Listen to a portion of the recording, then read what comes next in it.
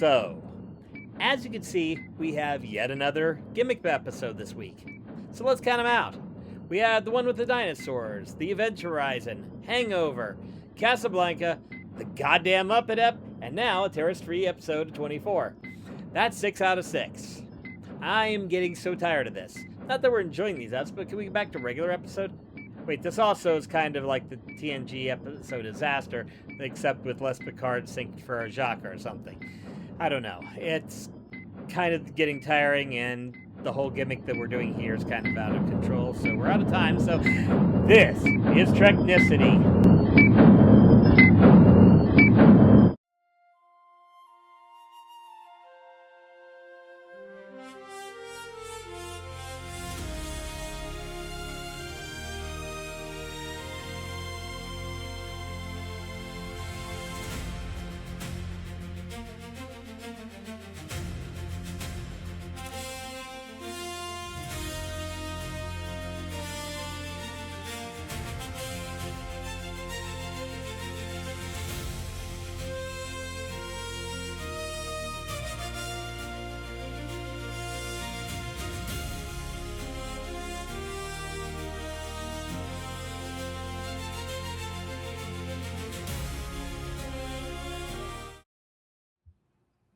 Welcome to Treknicity, a Star Trek podcast, where we explore the Star Trek multiverse one mission at a time.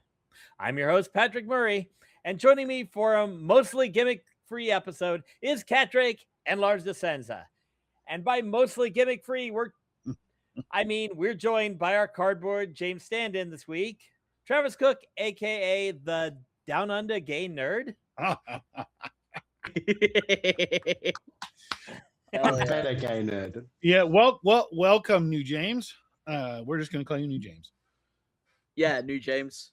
Yep. James is so boring.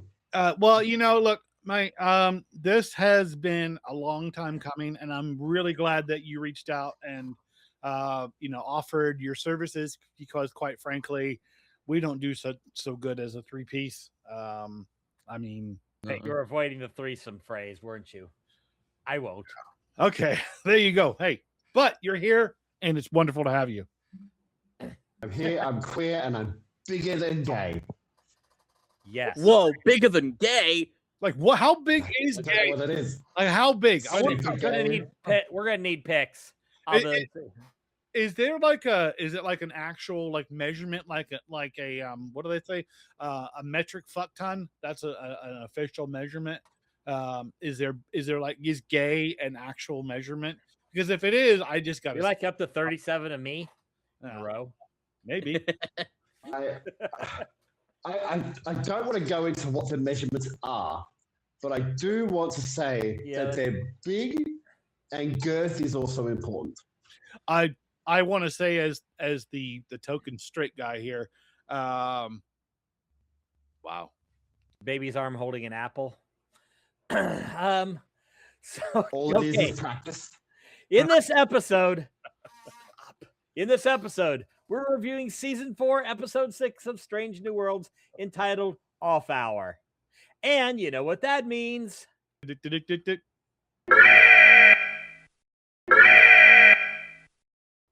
thing is, if I do things that you expect, then you get complacent. Or the show flows smoothly. Oh, that too. So let's get into this week's episode. Let's get to it. Oh, sorry, that's wrong. So let's get into this week's episode. Let's go. This week's gimmick is basically 24, along with the real-time countdown chronometer and everything. Yay! We start out with Pike, Uhura, and Ortegas on the bridge, Una and Spock and La'an, and eventually Dr. Boyce back after 60 years of absence in Trek in the lounge, Scotty leaving engineering, getting into a turbo lift, and M'Benga and Chapel in sickbay. Our disaster of the week is a wormhole with neutrinos. Yay! Although apparently you misspelled neutrinos, but cool. Yeah, I spelled it right where I was reading it, so it could be, but neutrinos, yeah. Of course, the ship hits it, everything breaks, comms go down, engineering is irradiated, Scotty's trapped, and M'Benga is squished. So we cut to the 24 black 24 chronometer, the credits, and obvious setup. So let's discuss the whole scenario they've thrown at us and the use of the real-time episode to build tension.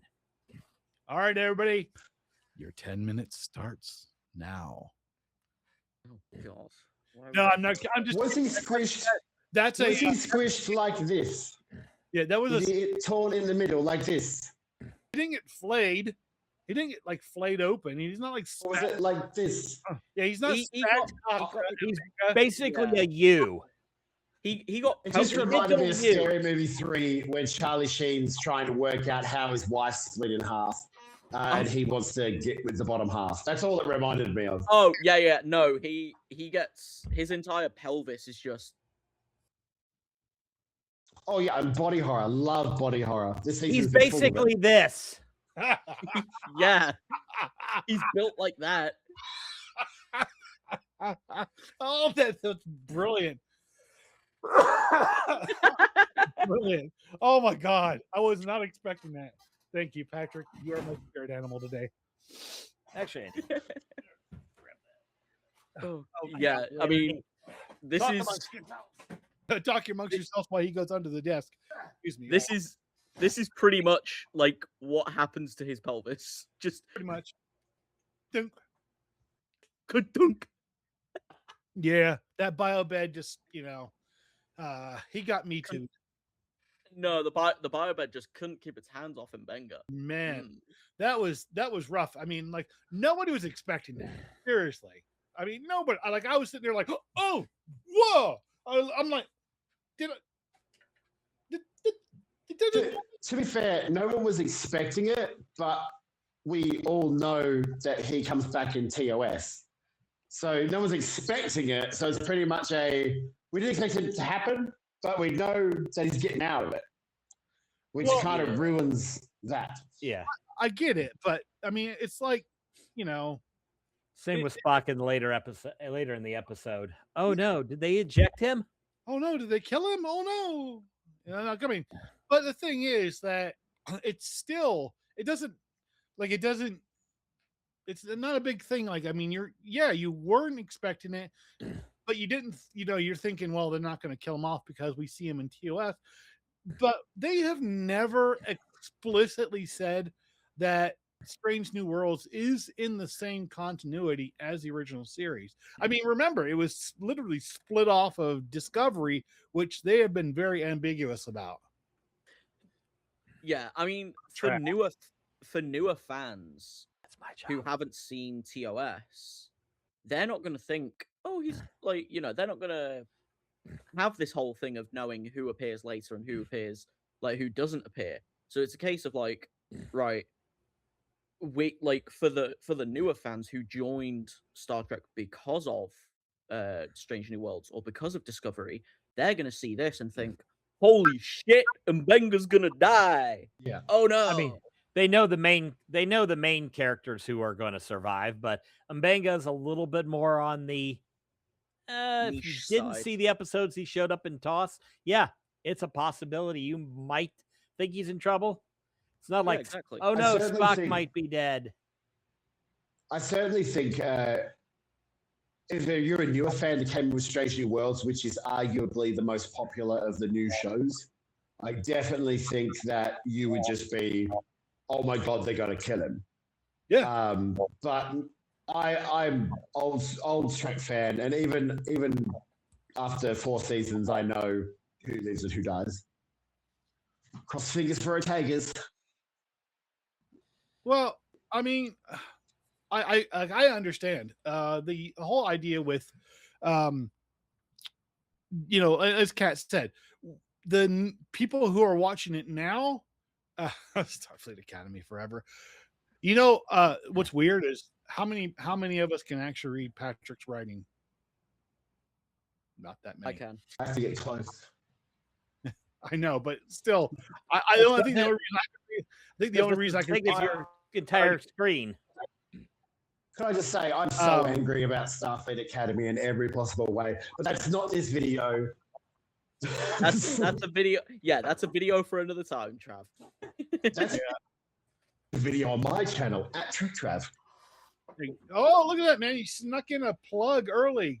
You Well done. snuck it yourself, bro. We'll plug you. Whore.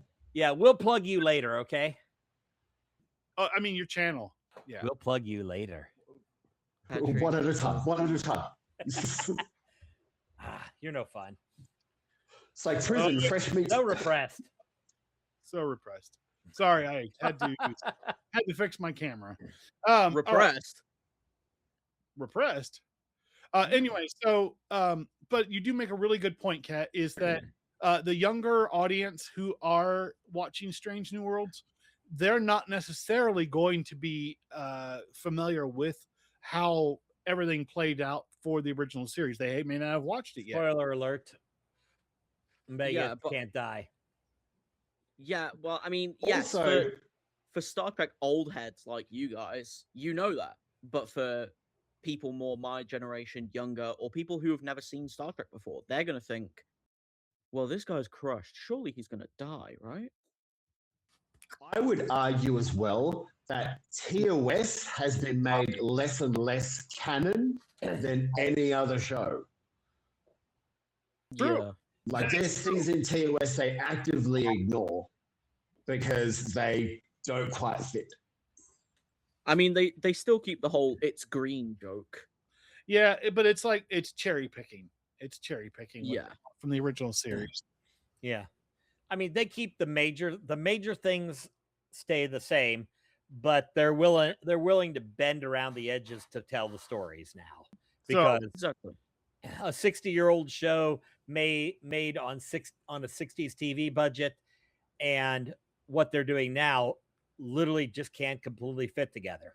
That's the nature of it. But overall, this entire setup, the disaster episode, and yes, I'm kind of referencing the TNG episode Disaster a little here. It's basically shit has gone sideways, the crew split up, and they've all got to work together across the ship to try to save themselves and save the ship. It's not a brand new premise, but it's a very good hard setup. And they really waste no time getting to that. I think the first thing we see is the pairing of what Chapel and Manga do together. Patrick, why don't you go ahead and kind of take us into that bit? Okay, so let me just get this graphic up here for a minute to remind us what's going on.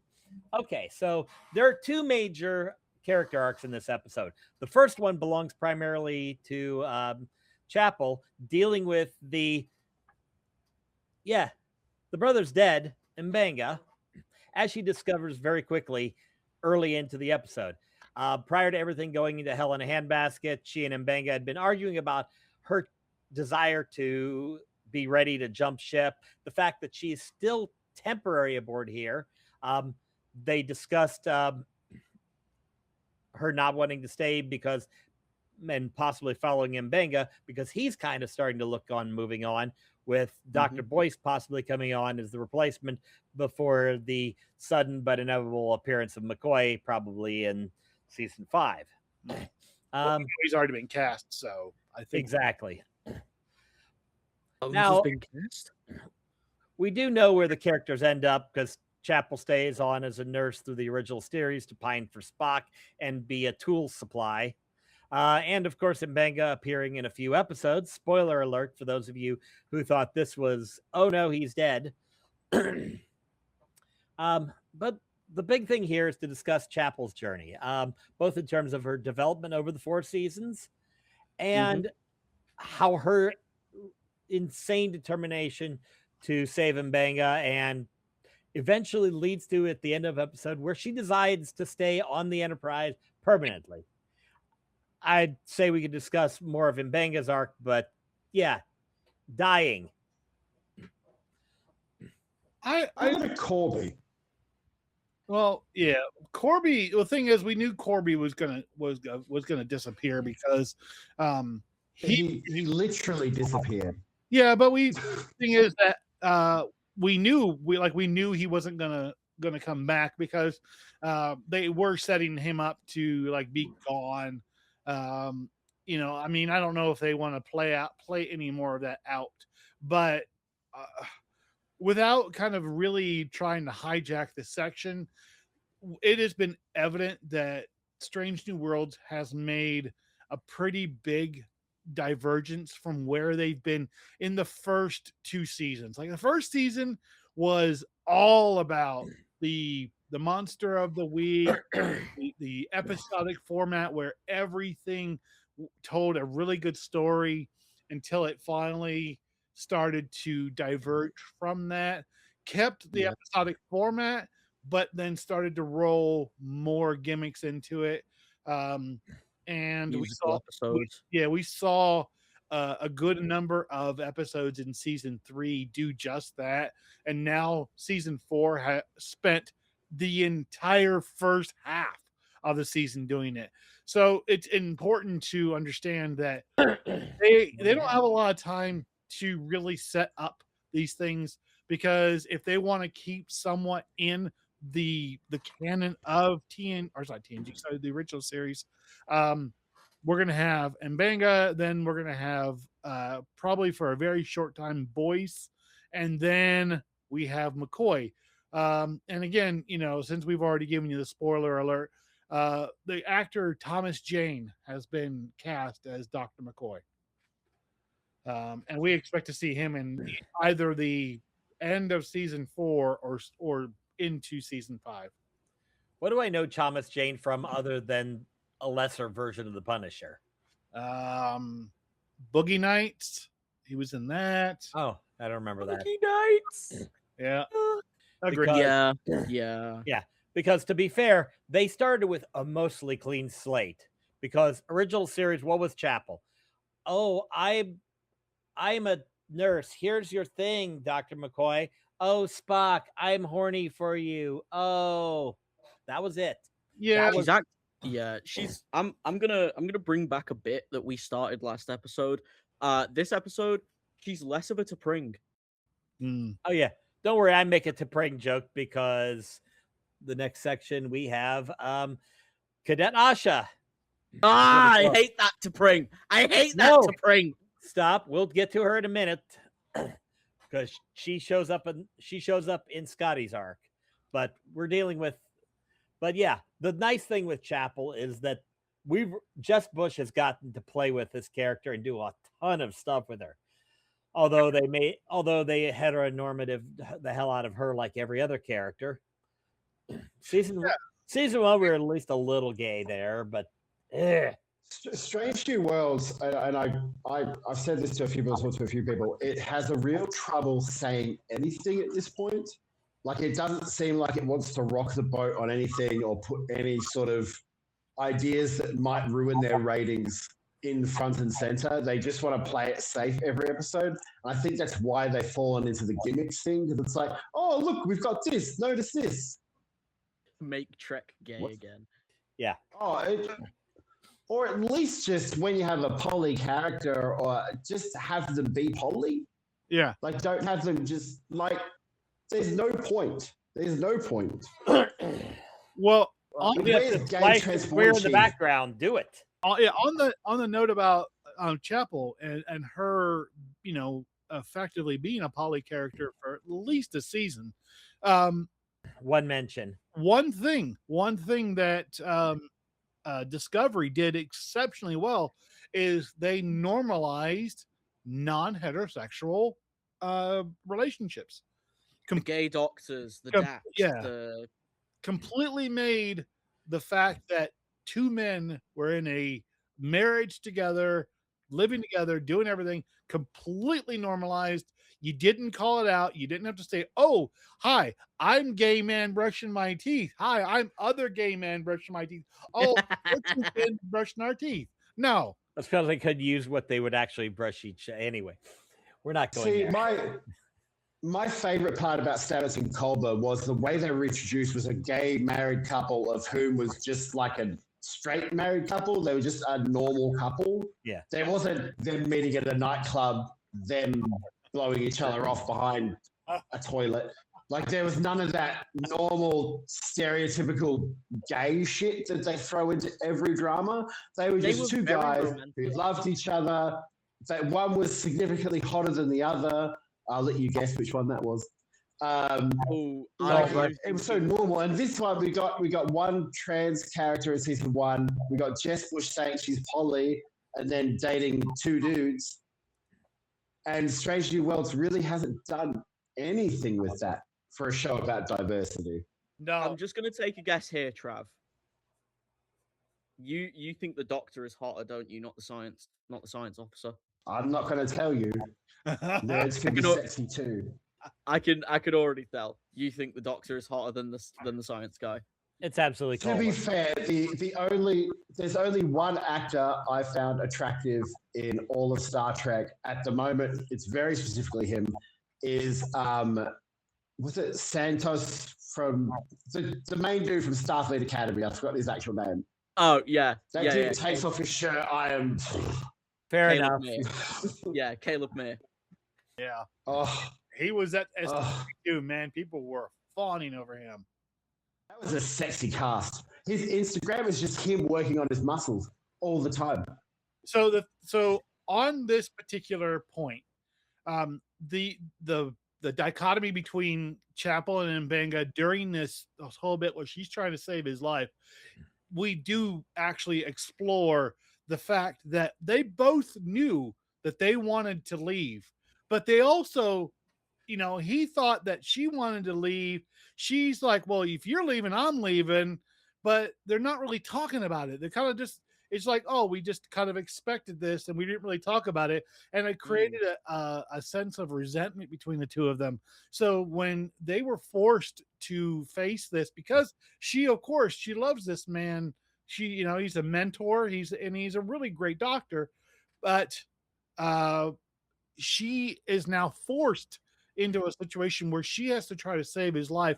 And the stuff that was just, they thought was really important no longer became as important because she's stuck trying to figure out how to save his life.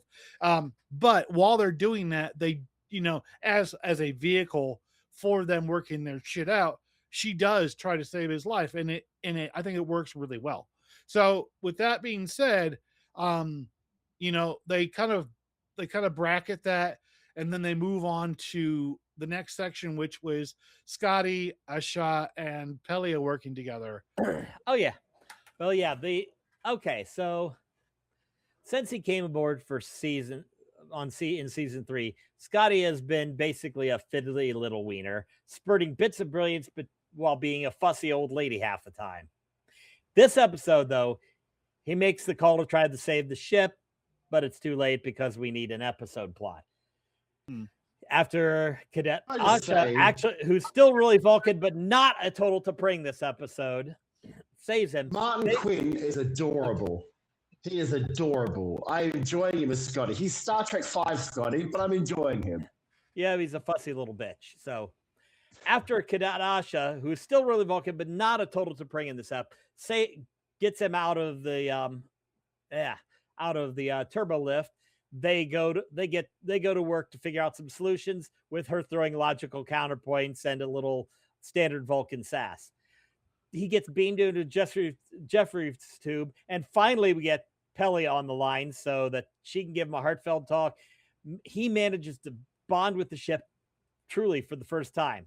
So 2 things we're going to discuss. First, the Scotty and Asha dynamic, which is the first time we get to see Asha actually do something other than be a purely Vulcan cliche, and giving Scotty the sounding board he really needs to be Scotty. And second, let's talk about how he actually came to this episode, with Pelia giving him that inspiration. So Trav, why don't you go ahead and take the lead on this one? What were your thoughts? I find, in terms of Pelia and Scotty, I find that relationship horrible. I think Scotty comes out looking like an idiot, but he clearly knows more than Pelia. And Pelia comes off as like a quirky one-liner every now and again. So I don't enjoy their time together really at all in any of these episodes when she does turn up. And Asha, she just reminds me of T'Pol the whole time. Like first season T'Pol, when she's a bit of like know-it-all. I want to say a B word, but I won't because I'll be nice. We go with T'Pring.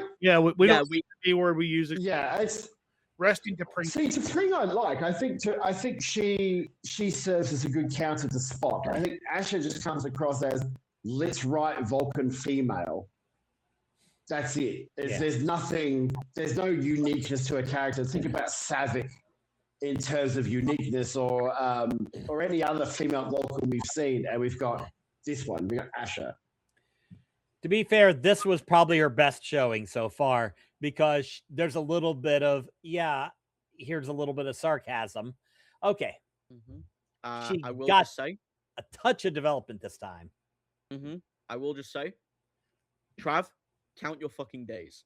Count your fucking days, because I love Pelia. You motherfucker. I do not care. I will. You know what? Nah, fight me outside the server. No. I love Carol Kane. I think Carol Kane's great. I love her in Addams Family, Values. I've seen her in other things. She's entertaining. She's not a Starfleet engineer, but she's entertaining, and she's a good actress to watch. She attracts your attention. She was perfect for the Muppet episode, comes across as, I'm going to say a science line with a funny quirk, and then Scotty's got to sort it out. Well, no, because that's the thing. She's a Lanthanite. The Lanthanites are known for not being all good up there, so that kind of makes sense as to why Carol plays her so. Well, and think about is a Lanthanite that, or is Carol Kane like that, and they just called her a Lanthanite? No, yes, Lanthanites are like that.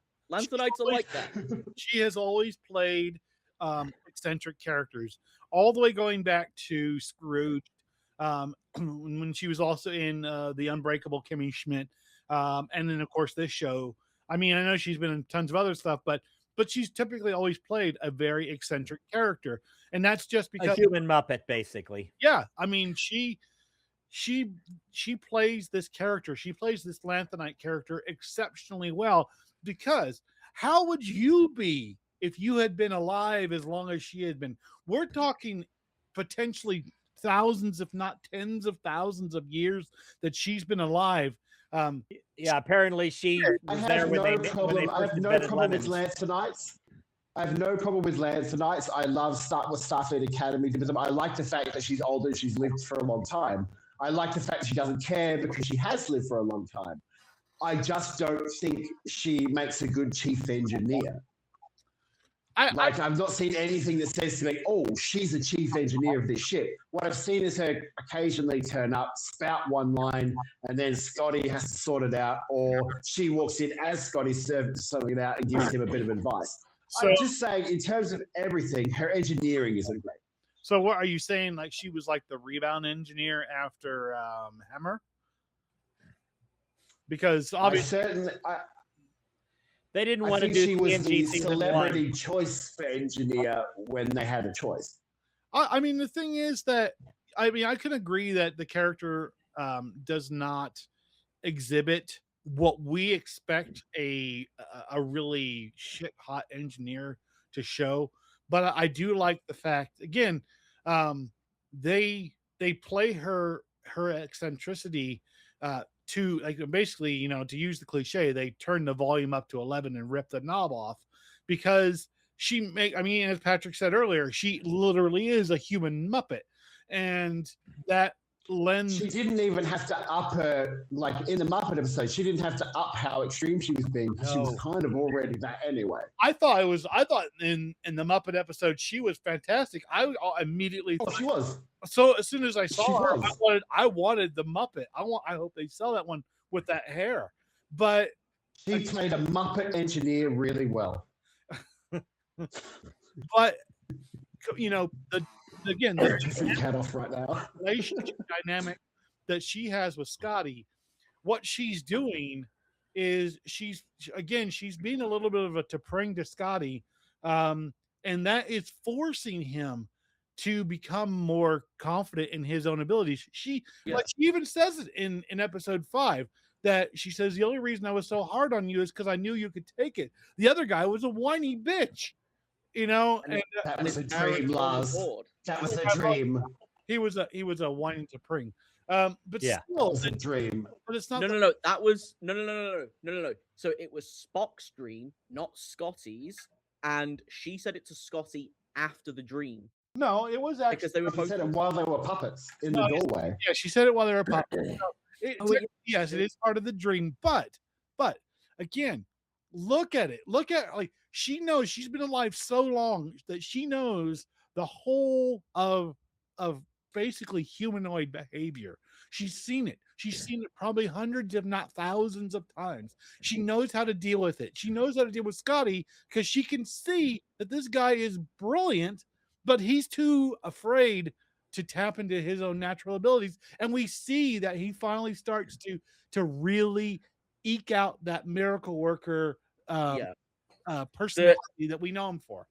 We don't need an origin story for everything. Okay, well, number one, Patrick. Yeah, because of course she tells him he needs to be a miracle worker. Roll credits. First off, where's Patrick, your bell? Where's your bell? First off, thank you. First off, Kamate tu boca. Second off, yes, she's a bit wee-woo, right? But the thing is, yeah, whatever. Continue. You might think we don't need an origin story for everything. The thing is, right, Scotty himself has proven time and time again that when he is pushed past his scared limits, that he does better as an engineer. I mean, hell, most people perform way better in distress. I know I do. I mean, I bet Lars does. I bet Trav does. I bet you do, Patrick.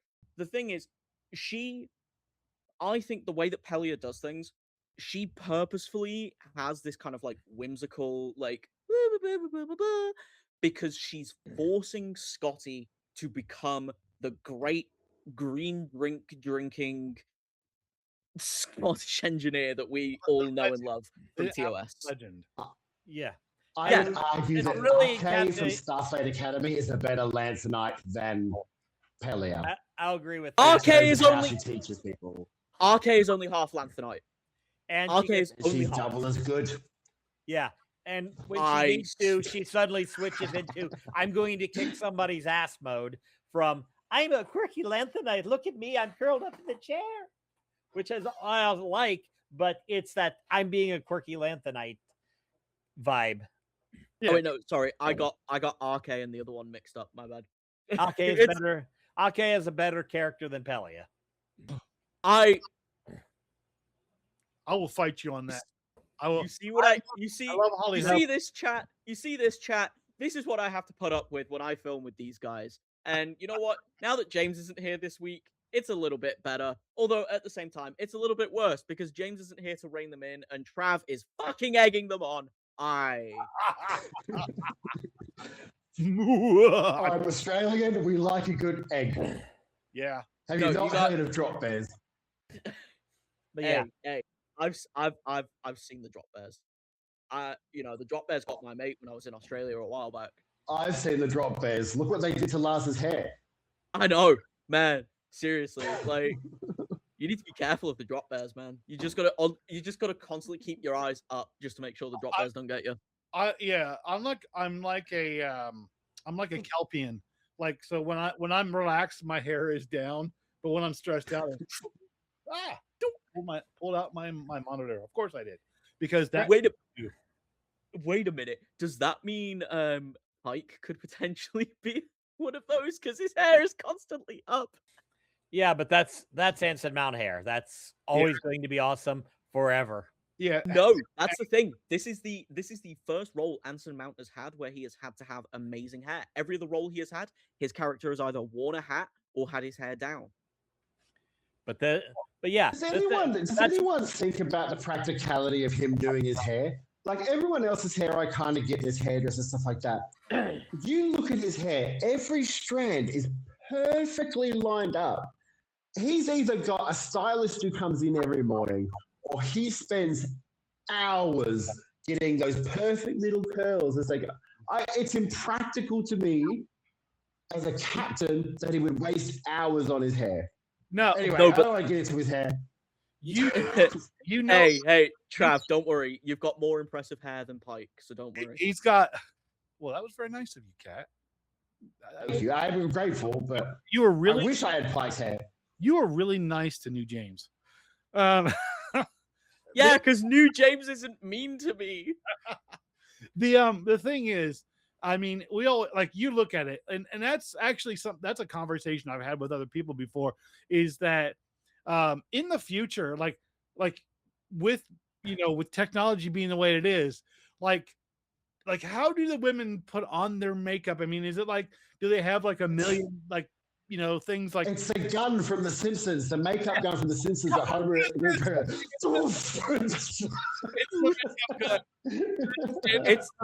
It's either the makeup gun or they have like this weird little force field thing that they just go boop, yeah, and it does it. Yeah.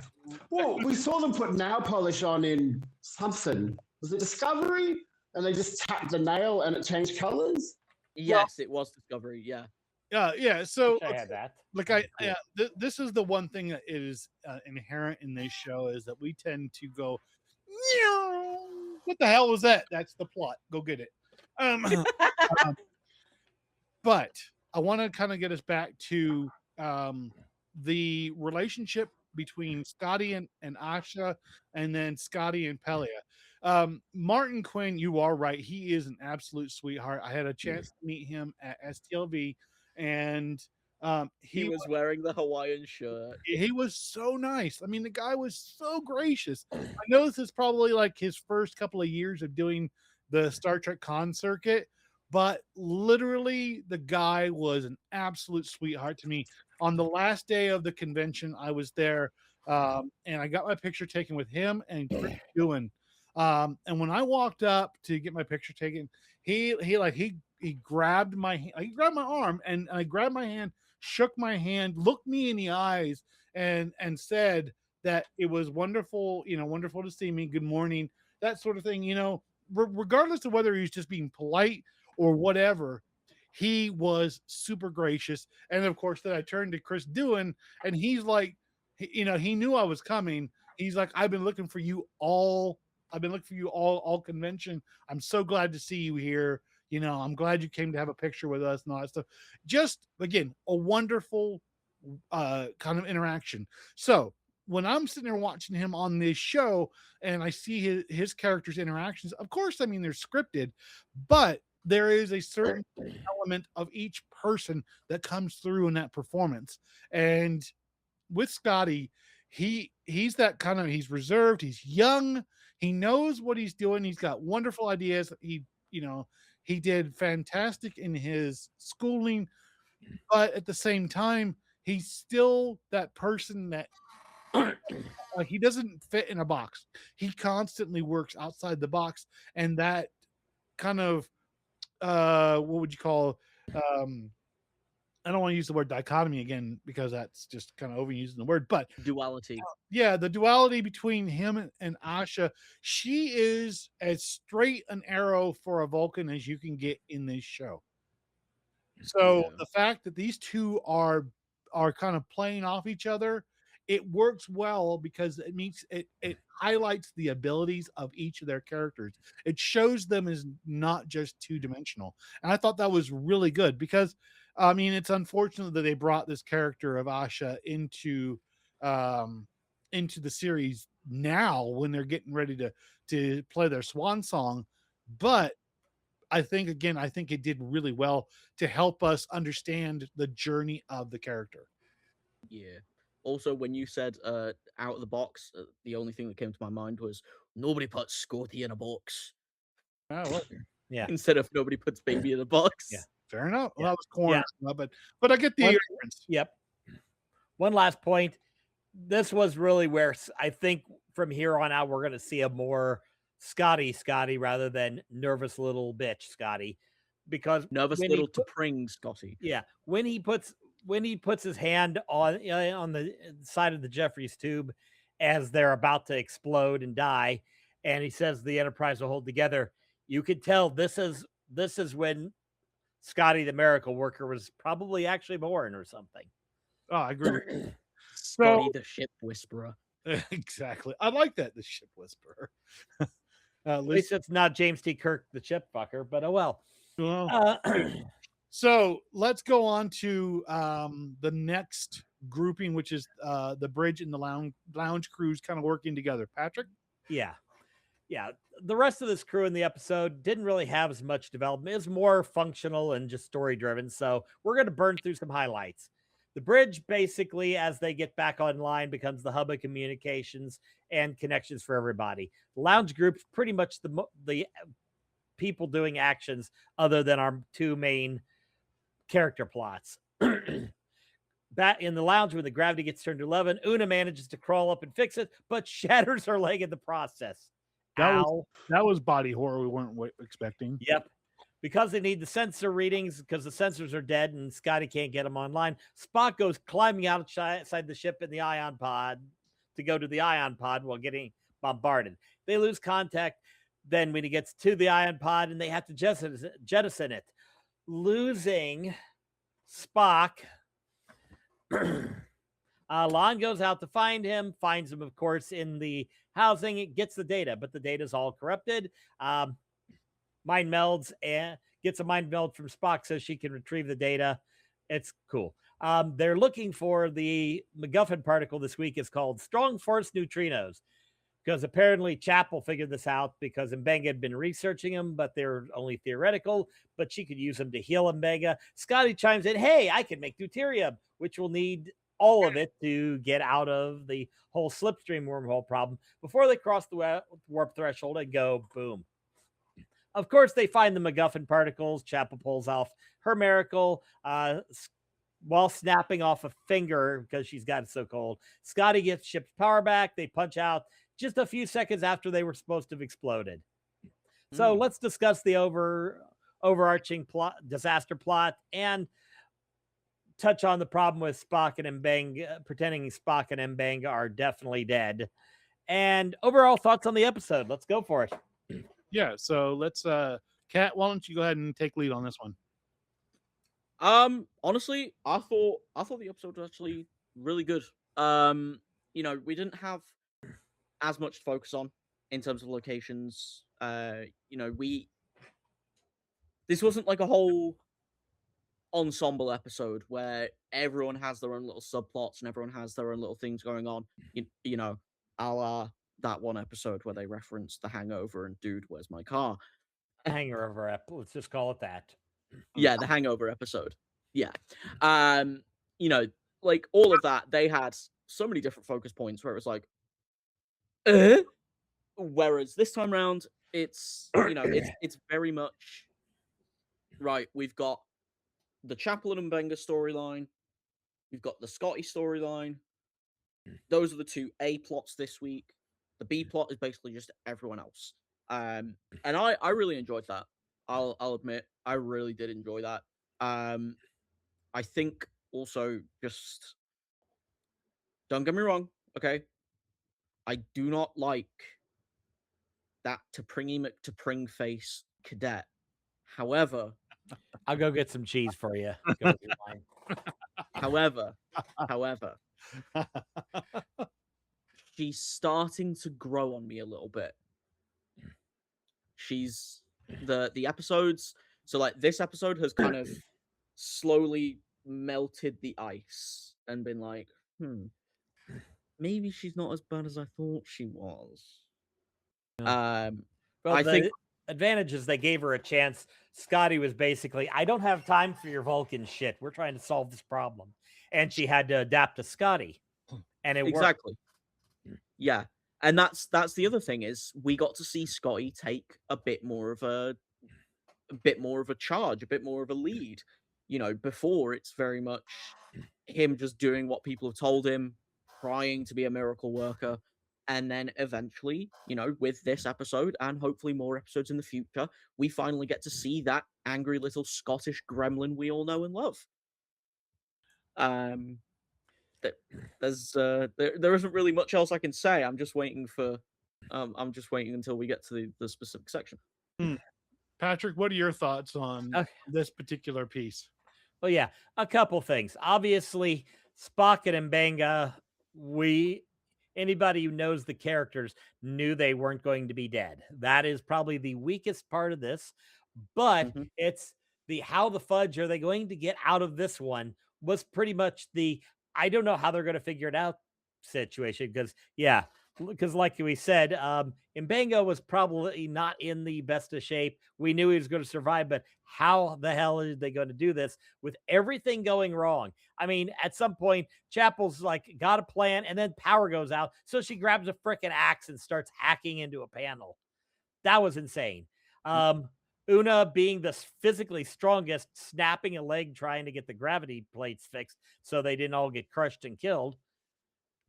Crazy little point we didn't expect.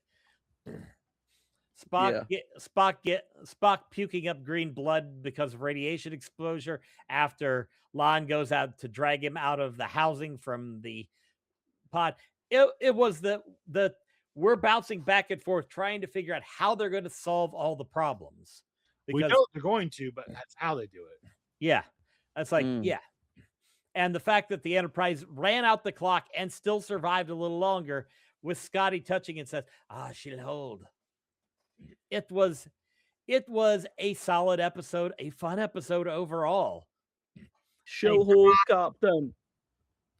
So, I enjoyed it. Trav?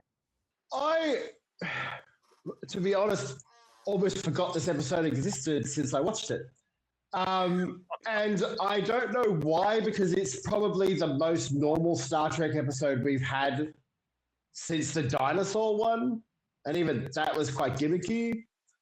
I love body horror. I think Mbenga being chopped in half was cool as fuck. I think Una, sorry, I said the F word.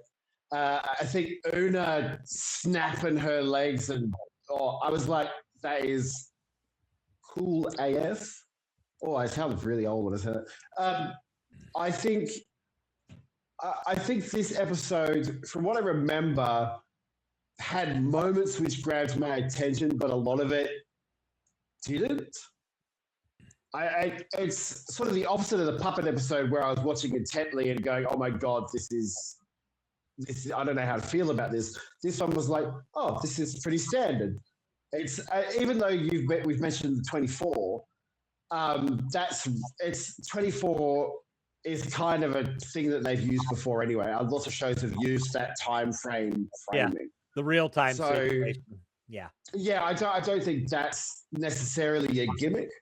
I think exploring Mbenga and Chapel and where they are, because we know that they leave and come back, is the most interesting part of this episode.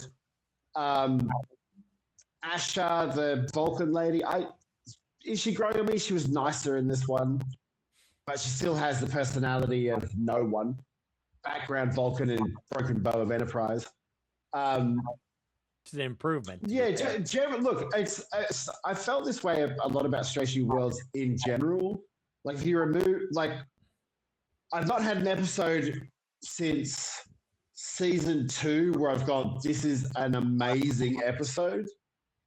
And I wish they'd done more darker ones. I find darker Strange New Worlds are better. Like the first season where they kill the children, to keep the planet alive, or the other one where it's Chapel and Mbenga at the Klingon War. Like, I like those sort of darker, exploring different cultures or things that are happening. This episode, I don't know, it just feels like Strange New Worlds isn't saying anything other than these characters like each other. I don't know. I just this season's, I'm finding it hard to be grabbed by this season.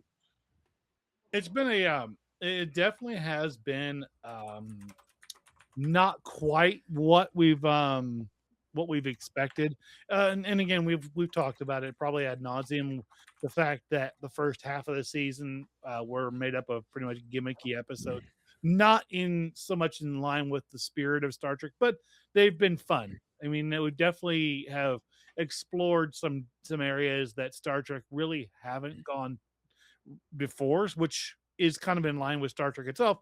But it is interesting to see, like Patrick said, like we know they were going to figure it out, but it's how they figure it out and how they develop along the way. And I think that one thing has been good, despite the fact that we've hit some pretty big bumps with the series over the last season or so, like season 3. But it still has shown a lot of great personal growth for the characters, of them becoming the legendary characters that we all know from previous outings where they are older and, to be fair, a little wiser about things. So Except Star Trek V, where Uhura couldn't speak Klingon. that was 6. Six. I feel Yeah, like six, you know what I mean. Strange New Worlds is focusing too much on the strange and not the new worlds, if you know what I mean. Yeah. Like they're going for, what wacky thing can we do this week? And what I want to see is them going to a new planet and meeting strange and different things. And Right. I thought season 4 was going to be that. And it's turning out it's just more of gimmicky stuff. I don't know. I think one of my favorite episodes from this entire series was back from the first season when they're dealing with the comet and they go onto the comet and they realize that, they're communicating with this thing and like they're doing it sonically. So Uhura is singing because we know this character, that's one of her strengths. And we get to see that. We get to see the real strengths of each character come out immediately, but not in a way that you have to explain it in a MacGuffin style.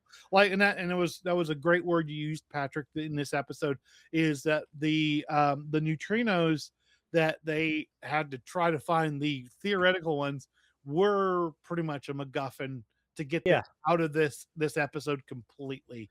And that is where these things can falter when they over rely on MacGuffins rather than just technobabble. Yeah, I mean, like I think I would appreciate technobabble more than a MacGuffin.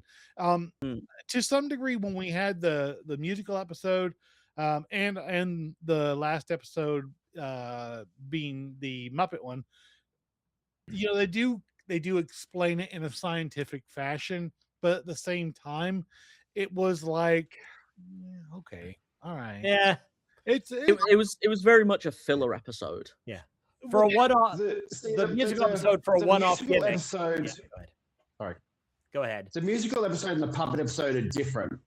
If to me, anyway, the musical episode took all of the emotions the characters have been building throughout the season and put them into the musical scenario. So even though it was a gimmick, it was like emotional resolution to these things. The puppet episode was a puppet episode, and it had Spock being a bit stressed, and then at the end, it's a dream, and he's having tea with T'Pring. Because that worked out so well for Dallas. That's the difference. I love the Muppets, and Jim Henson doing Star Trek is great. Why couldn't he do the aliens for an episode? Just make Jim Henson Shop do the aliens. Oh my god, an episode where the alien of the week is just a bunch of Muppets. Oh well, I mean, yeah, but we Yoda. saw how dangerous they can be. So the last thought I have on this particular section is that we see things that, like, I guess in a way didn't do the episode any justice, but at the same time I think the damage or the what it might take away from the episode was relatively minor. If I were giving it a rating, I'd probably give it an easy, like, say 4.5 out of 5, because I felt that there was a lot of good character development. It does the one thing that's really hard in Star Trek when you are forced into a 10 episode block, and that is to do real character development. Because I mean, what keeps us coming back to watch these series is we fall in love with the characters mostly. So you have to just like build up an understanding and a love for them. That's why when we go watch the Berman era series, TNG, DS9, Voyager, Enterprise, and those ones that had the 24, 25, 26 episode seasons, except season 2 TNG, we got a lot of filler episodes, but we got an enormous amount of character development over a much longer period. Here they got to kind of pack it, and I think they did really well in this episode. Yep, agreed. Yeah. This was a solid one for that. So It was. yeah, It was overall better than average for the season. Much better than season 3. True. Mm-hmm. Agreed. Mm-hmm.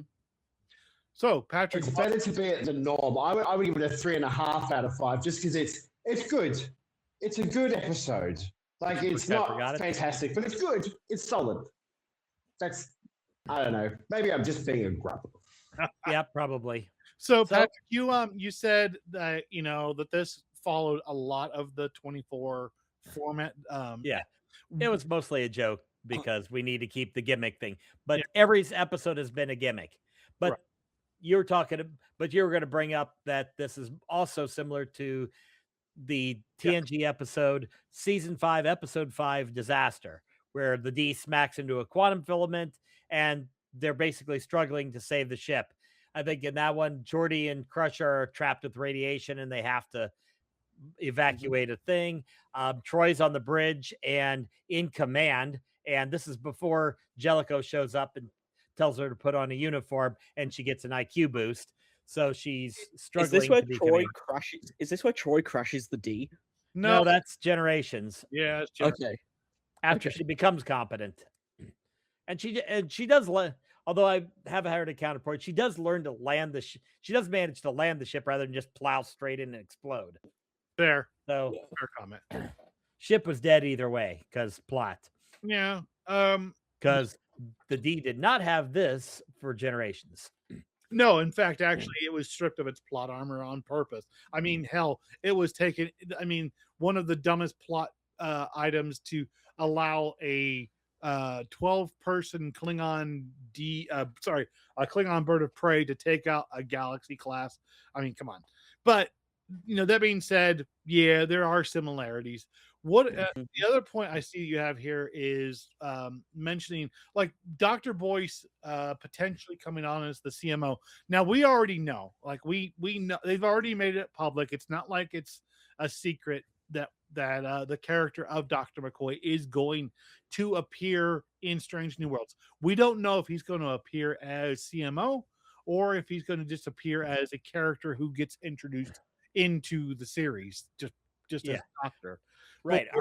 But what do you think? Like, I mean, Dr. Boyce, we don't know how long he's actually there. And like, what do you think of him? Yeah. Well, considering this is literally only his second appearance on a show. His first appearance was in the cage. And then he was gone by the time Kirk showed up and he was gone so that McCoy could show up with Kirk for the original series. And then now he's back suddenly. Yeah. So is this so that we can have M'Benga make an exit so that he can just reappear occasionally in the original series? Is it going to be Boyce until McCoy comes on and then something can happen to Boyce because Boyce doesn't have plot armor? Well, no, and they've never really said what happened to the character. He's gone when the series was recast and reshot. But to be fair, if you look at the character of Boyce in the cage, which is weird because in Strange New Worlds, the events of the cage have already taken place because Strange New Worlds takes place after Discovery, and when in season 2 when Pike comes aboard, the events of the cage have already happened then. So it's kind of weird. But you look at the actor who played Boyce. I mean, I don't know what they were thinking, but the guy was pretty old. So it was pretty evident, or at least they were making it evident that character was going to retire. Or die. Or something. Yeah, something was good. But the actor they brought in to play Boyce this time doesn't look as old. It looks like he could, carry on for a number of years. So it's kind of a little bit of a, what are they gonna do with this? What's going to happen here? What are you doing? What's she doing? What's she talking about, Willis? Anybody else have thoughts on Boyce, or should we just move to the coolest shot in the show? Oh, Doctor. Yeah, basically. The first shot of this episode was probably one of the coolest. I think these appeared in some of the original series movies where the ship the ship comes up from the bottom and we're looking at the bottom of the saucer and then it rotates to where we're behind the ship. I think that was probably one of the coolest effect shots in this episode. Yeah. And this is an episode where they're shooting through a wormhole and then have to punch out of it at the end, which was also cool, but not as evocative as the beautiful shot of the ship. No, I mean that shot was really good, but personally for me, the best shot of the episode was when the ship was at like a 45-degree angle, being surrounded in this like blue glow, and then it just breaks through. That image of it almost like breaking the surface tension of this tube and like breaking through. That was No, yeah. it was pretty cool. Or in I was the shot of Mbanga being pinned up by a biobag, getting all fucked up. You mean this? Una's boat. We saw her boat pop out, yeah? So We saw Una's boat pop out from her leg, yeah? We did see a bit of bone, yes. We saw a bit of bone. Yeah. I love me a cracked bone. Yeah, when Una, like when she's trying to get to the control and her leg snaps and you see that compound fracture. So good. So yeah. good. You feel that. You felt that bone coming out of your leg. Like when Pike cut his fingers off in the horror episode. Oh yeah. Different incident. So Patrick mentioned in his comment that here in our notes that the digital precision can affects, I guess, the overall look of it. However, remember, and this is talking about the flyover shot. Remember, these shows are filmed in 4K and at 30 frames.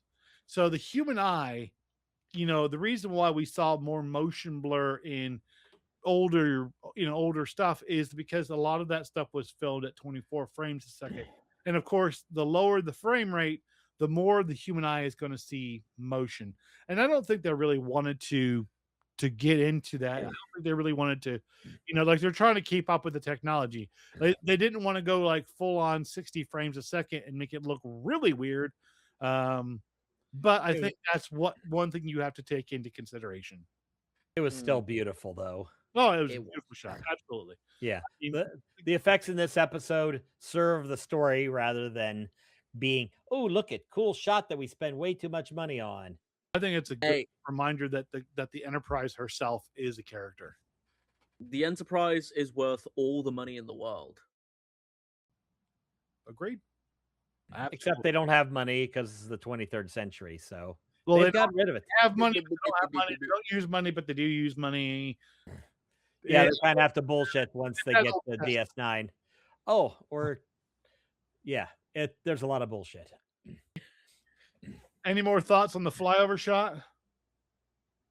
Nope. I just want to point out the one last thing that I saw. Ortegas and Scotty, they managed to keep the love affair between the totally platonic and don't change that love affair between Ortegas and Scotty going, because of course they do. Look at that beautiful shot, man. Damn, just damn.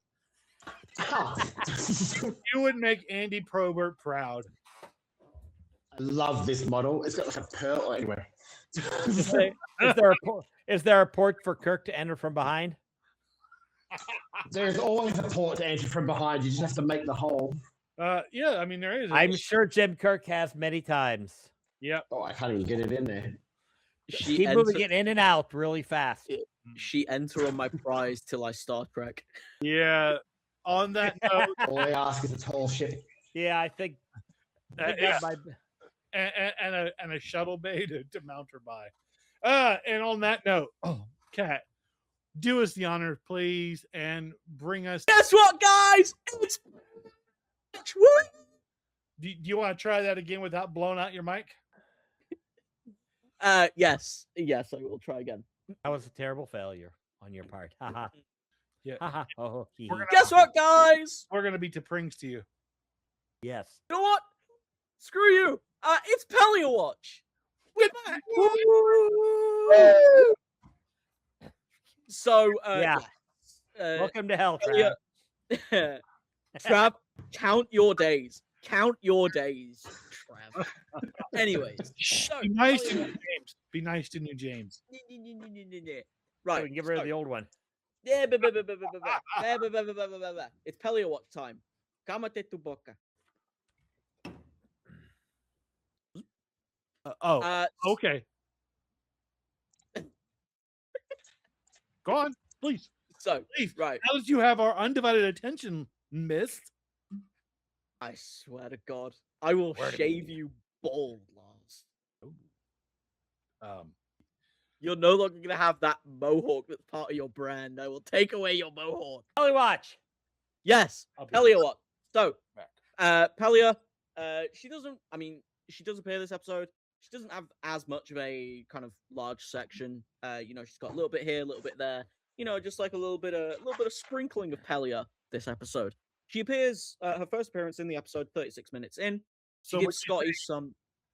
Sorry to interrupt you because I'm going to interrupt you.